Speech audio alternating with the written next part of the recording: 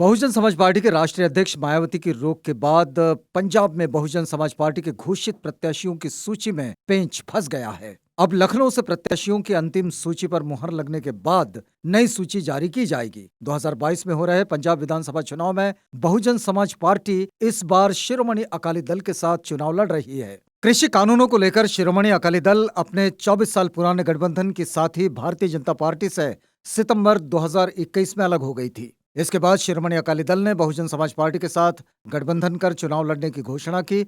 गठबंधन के तहत सूबे की कुल 117 विधानसभा सीटों पर शिरोमणि अकाली दल 97 और बहुजन समाज पार्टी 20 सीटों पर अपने अपने प्रत्याशी उतारेगी। शिरोमणि अकाली दल अब तक 94 सीटों पर अपने प्रत्याशी घोषित कर चुका है।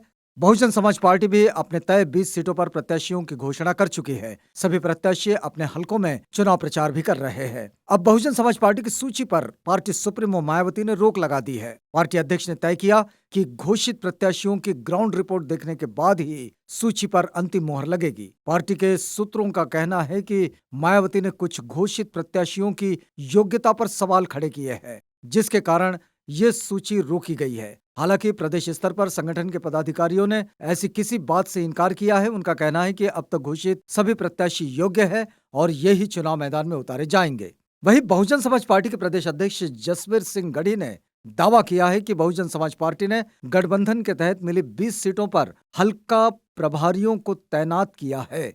संभवतः ये होता है कि हलकों में तैनात प्रभारियों को ही पार्टी प्रत्याशी के रूप में घोषित किया जाता है। इस कारण से सभी प्रभारी अपने अपने हलकों में बतौर प्रत्याशी प्रचार कर रहे हैं। घोषित प्रत्याशियों की सूची को समीक्षा के लिए लखनऊ भेजा गया है। 20 जनवरी तक इस सूची पर अंतिम मुहर लगा दी जाएगी। संभवतः सूची में कोई फेरबदल नहीं किया जाएगा।